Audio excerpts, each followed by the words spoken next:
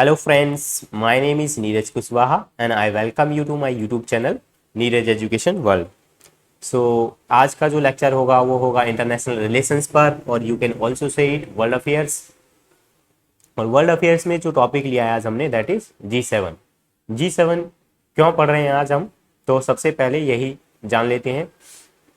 Recently अगर हम 19 से लेके 21 तक की बात करें, 19 से 21 में की, तो जापान के हिरोशिमा में G7 का 49th समिट हुआ है अभी। ठीक है, कौन सा समिट हुआ है? 49th summit. 49वीं मीटिंग हुई है G7 की, और उसमें इंडिया के prime minister Mister Narendra Modi को as a chief guest invite किया गया था। So this topic becomes important, और you can say most important from the point of view of any competitive exams, चाहे वो आपका यूपीएससी हो, पीसीएस हो, यूजीसी नेट हो, एसएससी हो, और एनी कॉम्पिटिटिव एग्जाम्स इन विच जीके या करंट अफेयर्स बेस्ड क्वेश्चन जो है पूछे जाते हैं। ठीक है, इसलिए हम आज डिटेल में बिल्कुल चर्चा करेंगे कि क्या होता है G7, कब इसकी फॉर्मेशन हुई, कितने इसके मेंबर हैं, क्या इसका इंपॉर्टेंस है आज के टाइम पे, और क्या इंडिया इसका पार्ट है। ठीक है, अगर नहीं है तो इंडिया को क्यों इसमें इन्वाइट किया गया। ठीक है, आज डिटेल में चर्चा करने वाले हैं, तो वीडियो को एंड तक जरूर देखना। ठीक है, तो शुरू करते हैं आज का टॉपिक। सबसे पहले डिस्कस करते हैं कि G7 होता क्या है। तो G7 is an informal group of 7 countries. तो G7 क्या है? It is an informal group. तो पहला पॉइंट आपको यही ध्यान रखना है, it is not an official group, it is an informal group of 7 countries. ये एक इनफॉर्मल ग्रुप है 7 कंट्रीज का, which are highly industrialized and developed democracies of the world, जो कि क्या है?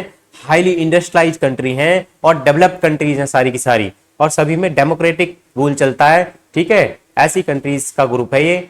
ठीक है, तो डेमोक्रेटिक कंट्री क्या होती हैं? जिनमें इलेक्शंस के थ्रू अपने लीडर को इलेक्ट किया जाता है और डेमोक्रेटिक तरीके से वहां की गवर्नमेंट उस कंट्री को चलाती है। ऐसी कंट्रीज को डेमोक्रेटिक कंट्रीज कहा जाता है। तो G7 क्या है? G7 is an informal group of 7 countries which are highly industrialized and developed democracies of the world. और ये कंट्री कौन कौन सी हैं? These are US, Canada, UK, Germany, Italy, France and Japan. तो ये है इसकी 7 कंट्रीज। इनको याद रखना बहुत ही आसान है। जितने भी वर्ल्ड वॉर 1 और वर्ल्ड वॉर 2 में कंट्रीज शामिल हुई थी, उनमें आपको कनाडा शामिल कर देना है, तो ये आपका जो है G7 के मेंबर्स बन जाएंगे। बाकी के सारे जो कंट्रीज हैं वो सारे कहीं ना कहीं वर्ल्ड वॉर 1 और वर्ल्ड वॉर 2 में इन्वॉल्व थे। तो ये था आपका G7। अब बात करते हैं इसकी हिस्ट्री की, कि कैसे G7 की फॉर्मेशन हुई और कब इसकी फॉर्मेशन हुई। तो the idea of forming this group was first came in 1973।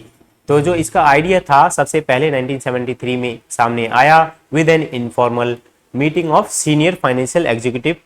तो जितने भी सीनियर फाइनेंशियल एग्जीक्यूटिव थे, और हम बोल सकते हैं कि फाइनेंस मिनिस्टर थे from US, UK, West Germany, Japan and France, ये 5 कंट्री के सीनियर फाइनेंशियल एग्जीक्यूटिव्स की एक मीटिंग होती है। किस लिए होती है?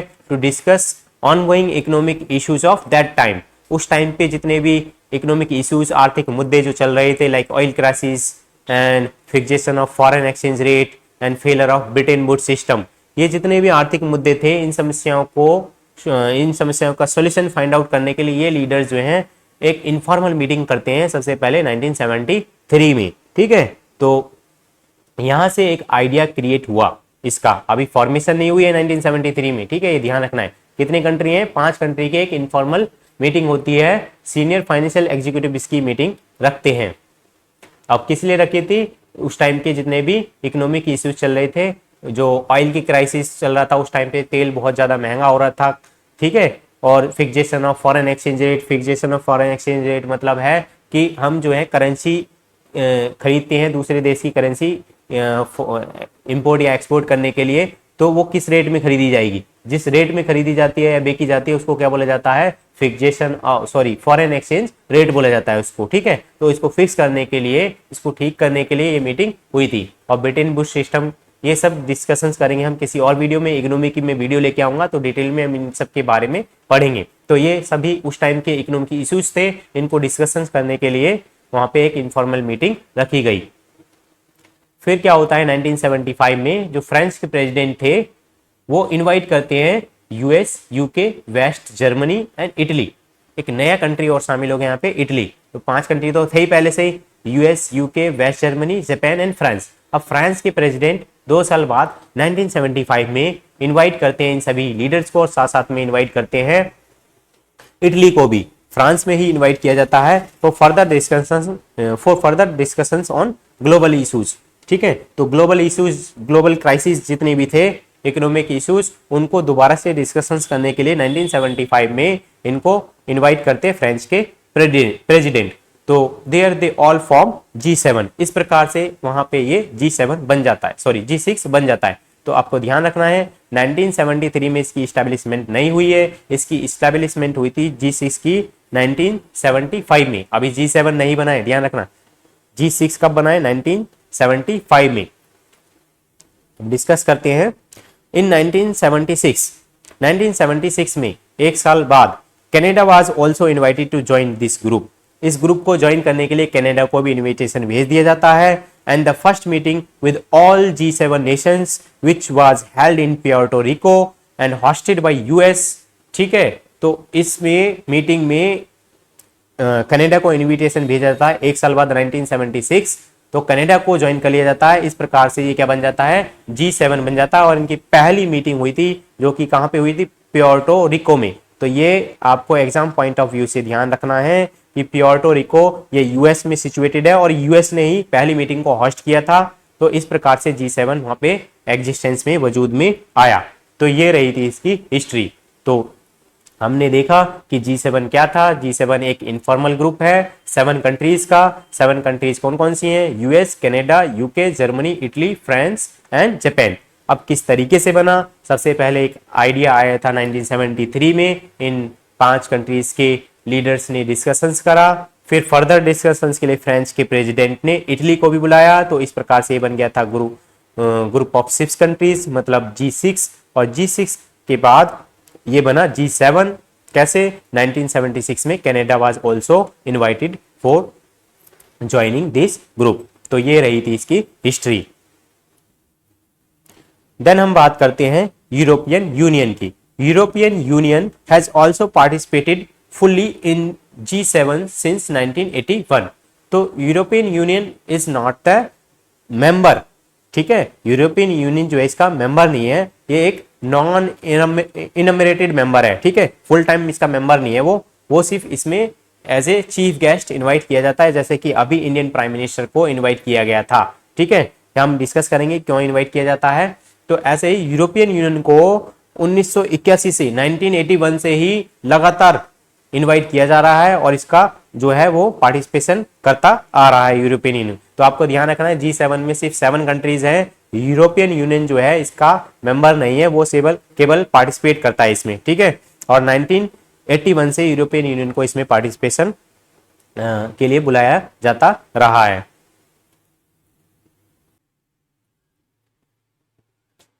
तो अब हम बात करते हैं यूएसएसआर की। तो यूएसएसआर का जो फॉल हुआ था वो हुआ था 1991 में। यूएसएसआर का खात्मा हो गया था कब? 1991 में। 1991 में यूएसएसआर का खात्मा होने के बाद जो वेस्टर्न कंट्रीज थी और ईस्टर्न कंट्रीज थी उनमें आपसी म्यूचुअल रिलेशनशिप बनाने के लिए रशिया को इनवाइट किया गया G7 के अंदर, और रशिया ने इसको ऑफिशियली ज्वाइन करा 1997 में। 1997 में रशिया ने इसको ज्वाइन कर लिया और जैसे ही G7 के अंदर रशिया को इंक्लूड किया गया 1997 के अंदर, तब ये किस नाम से जाना जाने लगा?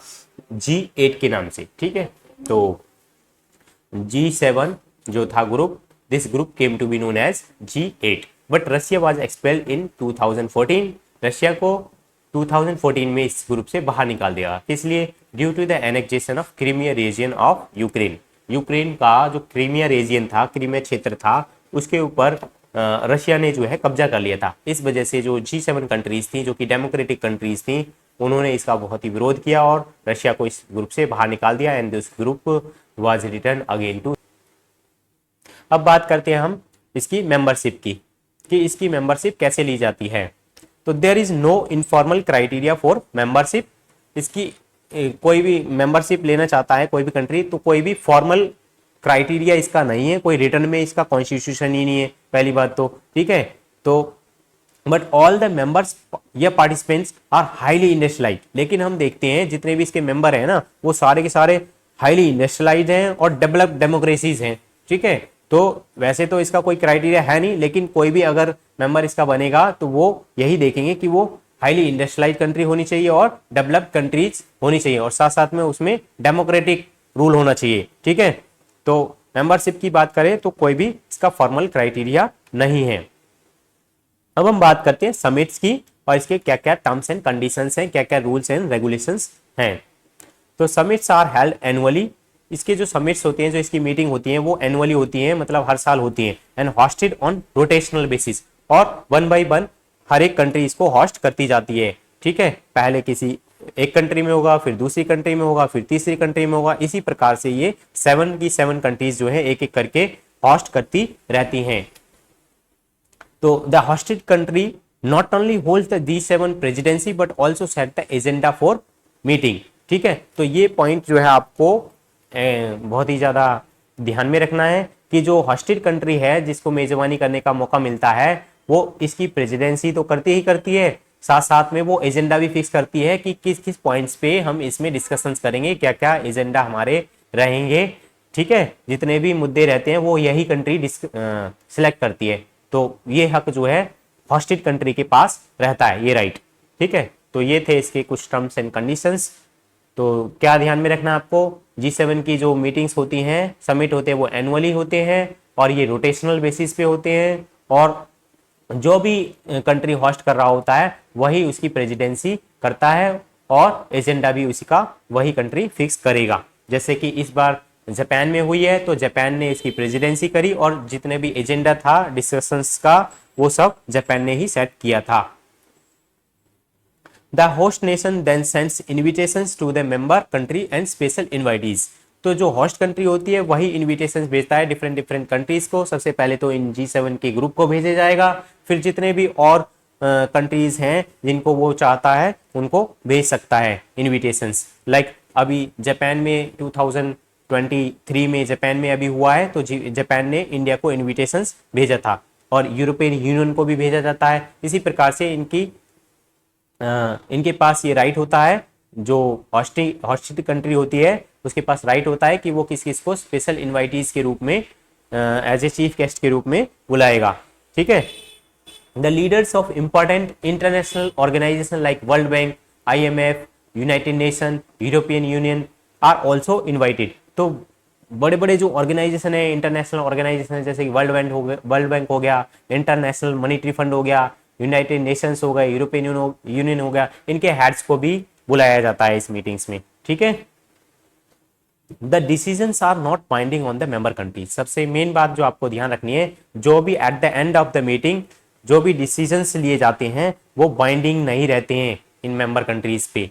तो ये बहुत ज़्यादा इंपॉर्टेंट पॉइंट है, क्वेश्चंस में be asked in the exam. उसमें ऐसे क्वेश्चन पूछे जा सकते हैं कि 4 ऑप्शन दे रखे होंगे, उसमें कुछ फैक्ट्स दे रखे होंगे, उसमें एक फैक्ट ऐसे भी दे देंगे कि डिसीजंस आर बाइंडिंग।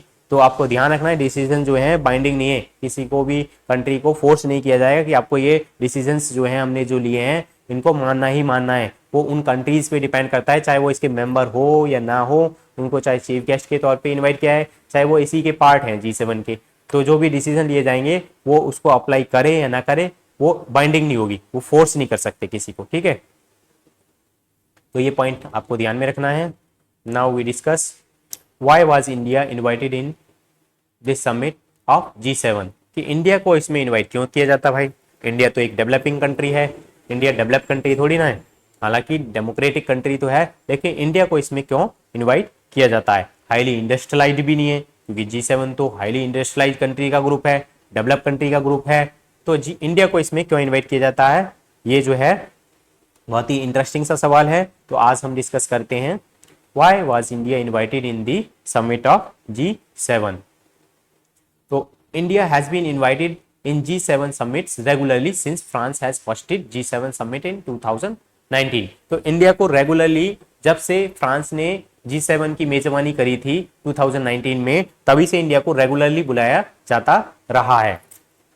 ठीक है, तो इंडिया को 2020 में यूएस ने भी इनविटेशन भेजा था, यूएस हॉस्टेड G7 2000। देखो 2019 में आपको ध्यान क्या रखना है, 2019 में फ्रांस ने जो मेजबानी करी थी और फ्रांस ने इनविटेशन भेजा था इंडिया को। ठीक है, 2020 में किसने मेजबानी करी है, यूएस ने G7 को, but it was cancel due to the कोविड-19 इन 2020। आप सभी को पता होगा उस टाइम पे कोविड कितना ज़्यादा बड़े पैमाने पे फैल रहा था। इंडिया तो क्या, बड़ी बड़ी जितनी भी कंट्रीज थी, यूएस में तो मतलब कबर बिछाने की भी जगह भी नहीं थी बिल्कुल, इतना ज़्यादा बड़े पैमाने पे जो है कोविड-19 फैल गया था। तो उसको और ना फैल जाए इससे रोकने के लिए इस मीटिंग को कैंसिल कर दिया गया था, लेकिन यूएस ने इनविटेशन भेजा था इंडिया को। ठीक है, तो 2019 में फ्रांस ने होस्ट किया था, 2020 में यूएस ने होस्ट किया था, लेकिन ये मीटिंग कैंसिल हो गई थी ड्यू टू कोविड-19। Then UK hosted G7 and India was also invited in 2021। फिर यूनाइटेड किंगडम ने होस्ट किया G7 को और 2021 में इंडिया को भी इनवाइट किया गया था। और फिर Germany hosted G7 in 2020 and India was also invited in the same. तो 2019 से हम लगातार देखते आ रहे हैं इंडिया को इनवाइट किया जाता रहा है। 2019 में फ्रांस ने इनवाइट किया, 2020 में यूएस ने इनवाइट किया, देन 2021 में यूके ने इनवाइट किया, देन जर्मनी ने 2022 में इनवाइट किया था। Now Japan has also invited us. Indian prime minister Narendra Modi जो हैं उनको जापान ने इनवाइट किया था एज ए स्पेशल गेस्ट 2023 में। अभी हाल ही में मैंने स्टार्टिंग में ही बताया था 19 से 21 मई तक G7 का समिट हुआ था जापान के हिरोशिमा में। ठीक है, जापान के हिरोशिमा में। तो ये आपको प्लेस भी ध्यान रखने, इनसे भी क्वेश्चन पूछे जा सकते हैं। तो 2023 तक हम देखते आ रहे हैं कंटिन्यूस बेसिस पे लगातार, जैसे कि यूरोपियन यूनियन 1981 से इन्वाइट किया जाता रहा है, वैसे ही इंडिया को भी इनवाइट किया जाता रहा है। ठीक है, and India was also invited in the this time also. तो क्यों इंडिया को इनवाइट किया जाता है? There are many reasons why India is invited in this summit. तो मैं कुछ पॉइंट्स जो हैं डिस्कशंस कर रहा हूँ, कुछ रीजंस डिस्कशन कर रहा हूँ। अगर आपको फिट लगते हैं कुछ रीजंस और भी आपको फिट लगते हैं तो आप जो है कमेंट सेक्शन में लिख के मुझे बता सकते हैं कि इंडिया को इसमें किस कारण से इनवाइट किया जाता है। तो पहला कारण यह है, India is the largest democracy of the world. ये तो मानना ही पड़ेगा। ठीक है, ओल्डेस्ट डेमोक्रेसी की बात करें तो US is the oldest democracy. सबसे पुराना जो प्रजातंत्र है वो यूएस में हुआ था, लेकिन इंडिया जो है लार्जेस्ट डेमोक्रेसी है, क्योंकि India one of the most populous की जगह हम बोल सकते हैं कि अब इंडिया जो है पॉपुलस कंट्री बन चुका है। मोस्ट पॉपुलस कंट्री इंडिया में, सबसे ज्यादा पॉपुलेशन इंडिया में है, तो उसकी वजह से क्या बन चुका है, ये लार्जेस्ट डेमोक्रेसी बन चुका है। ठीक है, तो इसलिए इंडिया को ये लोग इनवाइट करते हैं। और सेकंड रीजन क्या है इसका, कि growing India's influence and responsibility to the world and the fact that the G7 can not ignore India's opinion. जब इंडिया में इतनी ज्यादा पॉपुलेशन रह रही है, इंडिया एक इतना बड़ा कंट्री है जिसको इजीली हैंडल किया जा रहा है, इजीली चलाया जा रहा है, तो उसका जो कुछ ना कुछ तो भाई पावर होगी इंडिया में। ठीक है, तो इसका जो इन्फ्लुएंस है और जो रिस्पॉन्सिबिलिटी है वर्ल्ड अफेयर्स को हैंडल करने की, उसको देखते हुए ये जो है इंडिया के ओपिनियन को जरूर मांगते हैं, इंडिया के ओपिनियन को ये इग्नोर नहीं करते, इसलिए इंडिया को इसमें इनवाइट किया जाता है। थर्ड रीजन क्या है कि UNSC is losing its influence in the world most serious issues like Ukraine Russia जो वॉर चल रहा है। यूनाइटेड नेशन सिक्योरिटी काउंसिल जो है ऐसे मैटर्स में अपना इंपॉर्टेंस होता जा रहा है, वो इसको नहीं रोक पा रहा है। रशिया यूक्रेन वॉर जो है उसको नहीं रोक पा रहा है, तो इंडिया जैसी कंट्री जो पावरफुल कंट्रीज हैं, जो उभरती हुई कंट्रीज हैं, उनको इसमें इन्वाइट किया जाता है। ठीक है, चाइना भी फास्टेस्ट ग्रोइंग इकोनॉमी है, लेकिन उसको इसलिए इनवाइट नहीं किया जाता क्योंकि वहाँ पे फ्रीडम ऑफ स्पीच नहीं है, एक टाइप से हम बोल सकते हैं तानाशाही कंट्री है। ठीक है, वहाँ पे डेमोक्रेटिक तरीके से इलेक्शंस नहीं होते हैं, लेकिन G7 क्या है, जो डेमोक्रेटिक कंट्री होती हैं उन्हीं का एक ग्रुप है, तो ये इसलिए अनडेमोक्रेटिक कंट्री को इनवाइट नहीं करते हैं। India is a major power in the South Asia and has a greater say in framing economic and security policy. तो इंडिया जो है एक मेजर पावर है साउथ एशिया में। तो साउथ एशिया में जितने भी कंट्रीज हैं उन सब में बहुत ही बड़ी पावर इंडिया जो है बन के उभरा है, और इसका जो है जितनी भी पॉलिसीज बनाई जाती हैं साउथ एशिया में, इकोनॉमिक हो चाहे सिक्योरिटी पर्पज से हो, उनमें बहुत ही बड़ा रोल रहता है। इसलिए भी G7 में इनको इंडिया को इन्वाइट किया जाता रहा है। मोस्ट पॉपुलस कंट्री भी है इंडिया में। इंडिया जो है वर्ल्ड की मोस्ट पॉपुलस कंट्री बन चुकी है। अब पहले चाइना रहती थी, लेकिन अब जो है इंडिया जो है सबसे ज़्यादा पॉपुलस कंट्री बन चुकी है। और लास्ट रीजन जो मैंने यहाँ पे इंक्लूड किया है वो है इंडिया की फॉरेन पॉलिसी। आपने देखा होगा इंडिया की फॉरेन पॉलिसी, विदेश नीति जो है इस प्रकार से बनाई गई है कि इंडिया कभी भी फर्स्ट अटैक नहीं करता।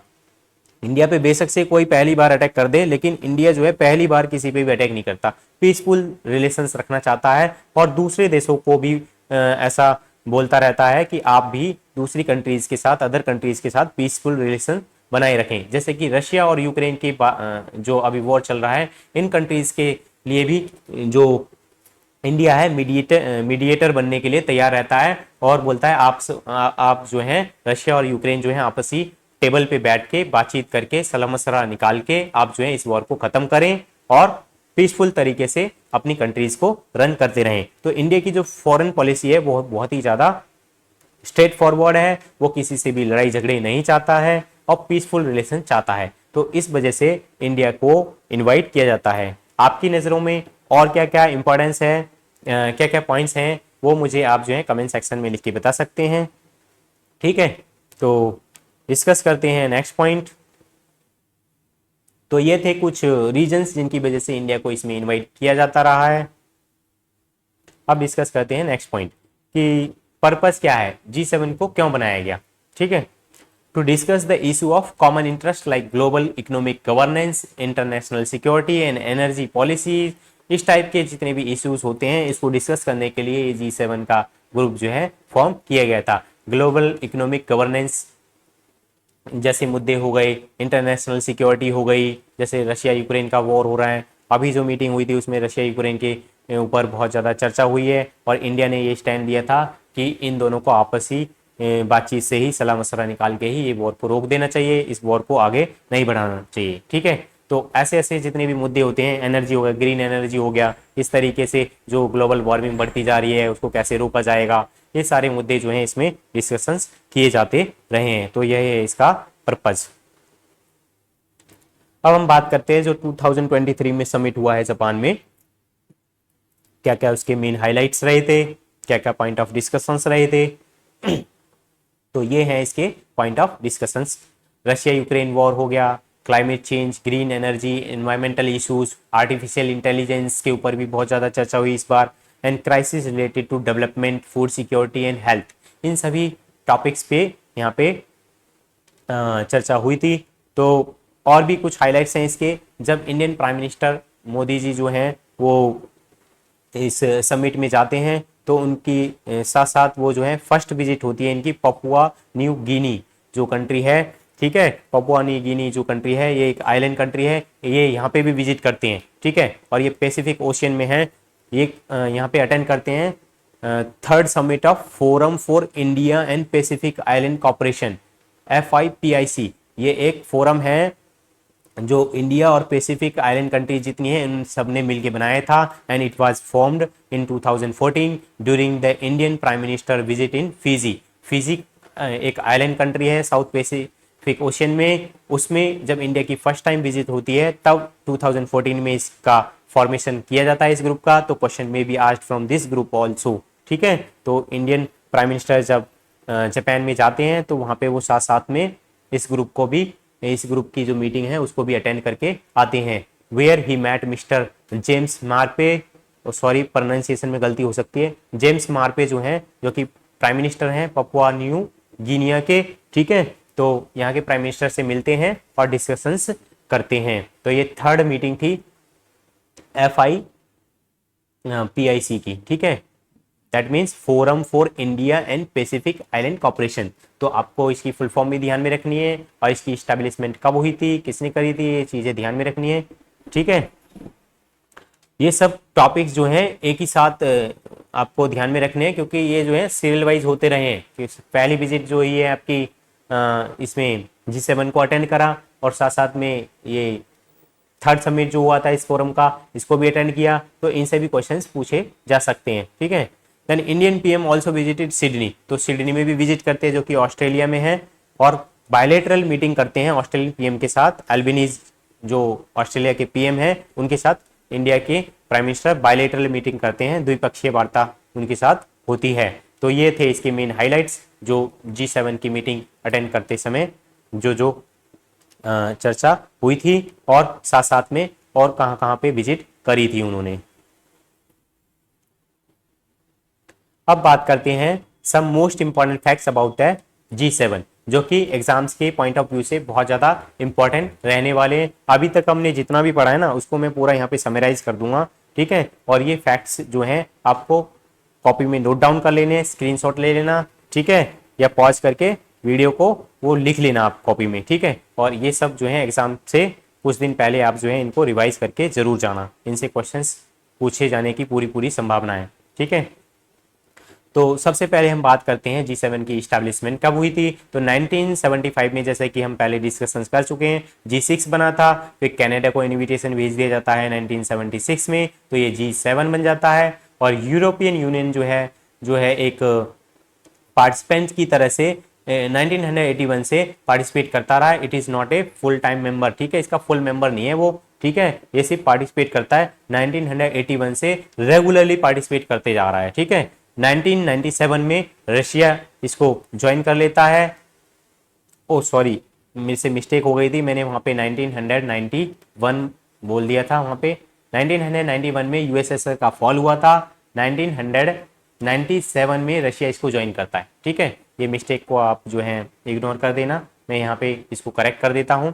1991 में यूएसएसआर का फॉल हुआ था, लेकिन रशिया को ज्वाइन किया गया था 1997 में, ध्यान रखना है। G8 की फॉर्मेशन हो जाती है जैसे ही रशिया ज्वाइन करता है इसको। G7 पहले से ही था, रशिया के आने से ये G8 बन जाता है, लेकिन रशिया को एक्सपेल्ड कर दिया जाता है, इस ग्रुप से बाहर निकाल दिया जाता है, क्योंकि उसने यूक्रेन के क्रीमिया रीजन पे कब्जा कर लिया था। तो दोबारा से 2014 में ये G7 बन जाता है। तो ये डेट्स आपको बिल्कुल ध्यान में रखनी है। देन कुछ और इंपॉर्टेंट फैक्ट्स, तो ये जो है 40% ऑफ द वर्ल्ड जीडीपी को कवर करता है। जितनी भी वर्ल्ड की जीडीपी है, जीडीपी क्या होता है, ग्रॉस डोमेस्टिक प्रोडक्ट, ठीक है। तो जो भी राष्ट्रीय आय होती है, ऐसे ही वर्ल्ड की भी जीडीपी होती है। तो जितनी भी पूरे वर्ल्ड की जीडीपी है, पूरा वर्ल्ड जितना भी कमाता है, उसका 40% इन 7 कंट्रीज को जाता है, ठीक है। 7 कंट्रीज ही कमाती हैं उसका ये, ठीक है। तो और ये तो अभी कम हो गया है। 2019 और 20 में तो कोरोना रहा था, उससे पहले ये कम से कम 50 से 60% तक था, 50 से 60% तक था। तो अभी जो है कोरोना के बाद एक साथ सभी देशों में इकोनॉमिक स्लोडाउन आ गया था, इस वजह से अभी ये जो है 40% तक आ गया है। तो 30 to 40% जो है ये जो है वर्ल्ड की जीडीपी को शेयर करता है, और 10% of the world population in countries में रहती है। और ध्यान क्या रखना है, it is an informal group with no permanent headquarter, इसका कोई भी हेडक्वार्टर नहीं है, नो कॉन्स्टिट्यूशन, ना ही इसके कोई रिटर्न में रूल्स हैं, उसके रूल्स के अकॉर्डिंग ये इसका जो कॉन्स्टिट्यूशन रिटर्न में नहीं है, कोई भी रिटर्न कॉन्स्टिट्यूशन नहीं है, ना इसका कोई परमानेंट हेडक्वार्टर्स है, और ये जो है एक इनफॉर्मल ग्रुप है, ये आपको ध्यान में रखना है। और सबसे मोस्ट इंपॉर्टेंट थिंग क्या है, जो भी डिसीजन लिए जाते हैं at the end of the meeting, these decisions are not binding on any country, ये डिसीजन जो है फोर्सफुल तरीके से नहीं लागू किए जाते, उनकी मर्जी होती है वो डिसीजंस को लागू करे या ना करे। अब प्रेसिडेंसी जो होती है मैं डिस्कस कर चुका हूं, रोटेशनल बेसिस पे होती है। अभी 2023 में 48 समिट हुआ है, ठीक है। और Peace Memorial Park Hiroshima Japan, ये आपको प्लेस का नाम ध्यान रखना है, पीस मेमोरियल पार्क हिरोशिमा, जो कि जापान में है, ठीक है। इस जगह पे 48 समिट ये जो हुआ है पीस मेमोरियल पार्क में क्यों हुआ था, क्योंकि पीस मेमोरियल पार्क एक इंपॉर्टेंट प्लेस है। जो सेकेंड वर्ल्ड वॉर, जब सेकेंड वर्ल्ड वॉर हुआ था तो यूएस ने जापान के ऊपर क्या फेंक दिया था, बॉम्ब फेंक दिया था, एटम बॉम्ब। तो एटम बॉम्ब में जितने भी लोग मारे गए थे उनको एक टाइप से म्यूजियम में उनकी याद के लिए एक म्यूजियम बना दिया गया है, जिसका नाम है पीस मेमोरियल पार्क, ठीक है, उनको एक टाइप से ट्रिब्यूट देने के लिए, उनको श्रद्धांजलि देने के लिए इस जगह पर ये जो है मीटिंग को रखा गया था। ये पॉइंट जो है एग्जाम के पॉइंट ऑफ व्यू से आपको ध्यान में रखना है। अब हम बात करते हैं जितनी भी हमने अभी इसमें कंट्रीज डिस्कशंस करी हैं, उनके हेड क्या है, उनकी कैपिटल क्या है, तो ये भी एग्जाम्स में बहुत ज़्यादा पूछे जाते रहते हैं एसएससी जैसे एग्जाम में। ठीक है, तो ये हैं कुछ कंट्रीज जो हमने अभी डिस्कशंस करी हैं, जो चर्चा में रही हैं न्यूज़ में, करंट अफेयर में। ठीक है, और ये हैं उनकी कैपिटल्स और ये हैं उनके हेड्स। तो यूएस की कैपिटल है वाशिंगटन डीसी और प्रेसिडेंट कौन है इसके, जो बाइडन। कनाडा की कैपिटल है ओटावा, ओटावा और ओटावा के जो प्राइम मिनिस्टर हैं वो हैं जस्टिन ट्रूडो। देन है यूके, यूके की कैपिटल है लंदन और लंदन के जो प्राइम मिनिस्टर हैं जो ऋषि सुनक हाल ही में बने हैं ये। ठीक है, ये इंडियन ओरिजिन के पर्सन हैं। और जर्मनी, जर्मनी की कैपिटल है बर्लिन। बर्लिन के जो चांसलर है, बर्लिन में कोई प्रेसिडेंट नहीं होता ना प्राइम मिनिस्टर होता है, यहाँ पे चांसलर होता है, ओलफ शोल्च। ठीक है, प्रोनाउंसिएशन मुझे आता नहीं है इसका, ये जर्मनी में लिखा हुआ है। ठीक है, तो पढ़ लेना, आप ध्यान में रखना है ये। ठीक है, जो फ्रांस की बात करें तो फ्रांस की कैपिटल क्या है, पेरिस। और इमैनुअल मैक्रोन जो है इसके प्रेसिडेंट हैं। इटली, इटली की कैपिटल है रोम और रोम की जो प्राइम मिनिस्टर हैं वो हैं जॉर्जिया मेलोनी। और जापान की बात करें हम, जापान की कैपिटल है टोक्यो और फीमियो केसिदा। ठीक है, इसका तो जरूर ध्यान में रख के जाना है और ये आप सभी को पता ही होगा। इसी टाइप से पपुआ न्यू गिनिया में विजिट करी थी इंडिया के प्राइम मिनिस्टर ने, तो पोर्ट मोर्सबी जो है इसकी कैपिटल है और जेम्स मैरपे जो है इसके प्राइम मिनिस्टर हैं। फिर गए थे वो ऑस्ट्रेलिया में, ऑस्ट्रेलिया के सिडनी में, कैनबेरा इसकी जो है कैपिटल है और एंथोनी एल्बनीज इसके प्राइम मिनिस्टर हैं। तो इनका ले लो आप स्क्रीनशॉट और कॉपी में नोट डाउन करके अपने जो जो नोट्स बनाते हो आप उनमें लिख लेना। ये एग्जाम के पॉइंट ऑफ व्यू से बहुत ज़्यादा इंपॉर्टेंट है। ठीक है, तो अब हम लास्ट टॉपिक की बात करते हैं इनकी लोकेशंस की, क्योंकि इन जो कॉम्पिटिटिव एग्जाम्स हैं उनकी लोकेशंस भी पूछ ली जाती है कि ये जितनी भी कंट्री हैं, अभी हमने जो डिस्कशंस करी हैं इन कंट्री के ये चर्चा में रही हैं, तो जितनी भी कंट्री चर्चा में रहती है ना उनकी लोकेशंस पूछ ली जाती है एग्जाम में। तो हम एक एक करके इन कंट्री को लोकेट करते हैं। सबसे पहले हम बात करते हैं यूएस की, तो ये है आपका यूएस। ठीक है, देन कनाडा, ये रहा आपका, ये कनाडा है। फिर हम बात करते हैं यूके की, तो ये है आपका यूके। ठीक है, यूनाइटेड किंगडम। ठीक है, यूके की बात करें तो यूके के बारे में हम एक फैक्ट जान लेते हैं। यूके के अंदर 4 कंट्रीज शामिल हैं। दीज आर इंग्लैंड, इंग्लैंड के बाद वेल्स, देन स्कॉटलैंड। ठीक है, अगर हम बात करें इन 3 कंट्रीज की तो इनको मिला के बनता है ब्रिटेन। इंग्लैंड, वेल्स और स्कॉटलैंड, इनको मिला के बनता है ब्रिटेन। अगर हम इसमें ऐड कर दें, ये तीनों कंट्री तो यहाँ पे हैं। ठीक है, इंग्लैंड, वेल्स और स्कॉटलैंड, स्कॉटलैंड, ये सारी कंट्री हैं इधर। और ये जो हिस्सा देख रहे हैं आप, ये वाला पूरा हिस्सा, ये है आयरलैंड। आयरलैंड का जो ऊपर वाला हिस्सा है, ऊपर वाला हिस्सा, इसको बोलते हैं नॉर्दर्न आयरलैंड। अगर हम नॉर्दर्न आयरलैंड को ऐड कर दें ब्रिटेन में, इन 3 कंट्री के साथ नॉर्दर्न आयरलैंड को हम ऐड कर दें, ठीक है, इन 3 कंट्री के साथ, तो ये जो 4 कंट्री मिलके बनाती हैं यूके।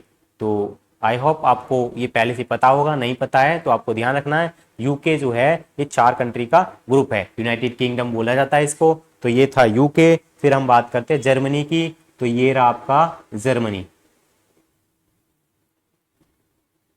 ये है आपका जर्मनी।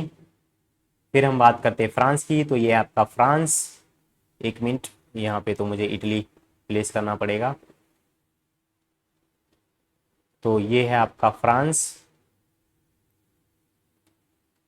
और ये है आपका इटली।